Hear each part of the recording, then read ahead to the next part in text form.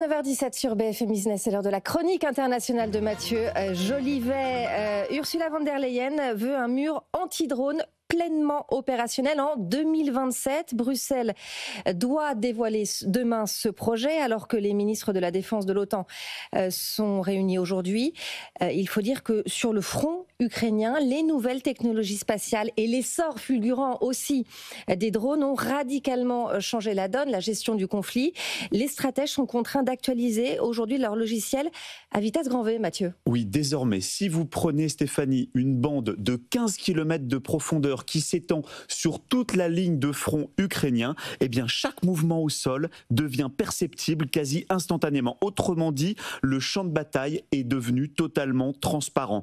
Un fantassin sur le sol n'est jamais à l'abri. Il est continuellement surveillé par les satellites et il dispose de seulement 5 minutes avant qu'une frappe ne soit déclenchée. Ça rebat complètement les cartes de la guerre traditionnelle. Il devient difficile d'appliquer les anciens principes de manœuvre et de dissimulation. Très compliqué de faire des effets de surprise dans ces conditions-là. Il faut repenser le terrain comme si l'on évoluait sur un échiquier. C'est le constat en tout cas du général Bruno Baratz, qui est commandant du combat futur de l'armée de terre, à la tête d'un commandement fraîchement créé justement pour réfléchir à la transformation de l'armée sur le terrain. Oui, alors l'OTAN et les observateurs occidentaux ont été clairement surpris par l'échelle, la tactique et aussi l'industrialisation de l'usage de ces drones par la Russie. Oui, personne n'avait anticipé une telle montée en puissance.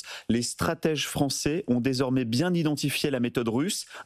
Je sature le ciel ukrainien de drones bon marché afin d'épuiser la défense antiaérienne. 2, j'envoie des missiles plus perfectionnés. Les drones sont désormais au cœur de la stratégie de Vladimir Poutine. Des drones low cost pour saturer le ciel et des missiles high cost pour percer en profondeur. La Russie a inauguré en juillet 2023 à Yelabuga, c'est en République du Tatarstan, la plus grande usine de drones au monde où elle produit une copie des redoutables drones Shahed qui sont conçus par les Iraniens.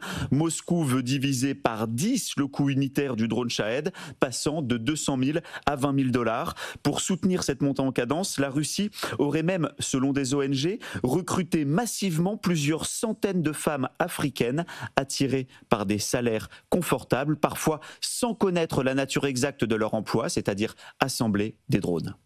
Et alors, côté ukrainien, le conflit est devenu aussi un gigantesque laboratoire pour l'industrie militaire. Oui, l'Ukraine qui prévoit de produire environ 4,5 millions de drones en 2025, c'est 5 fois plus qu'en 2023. Cette mobilisation massive a donné naissance à une véritable Silicon Valley militaire où chaque innovation est testée en Ukraine en situation de guerre réelle.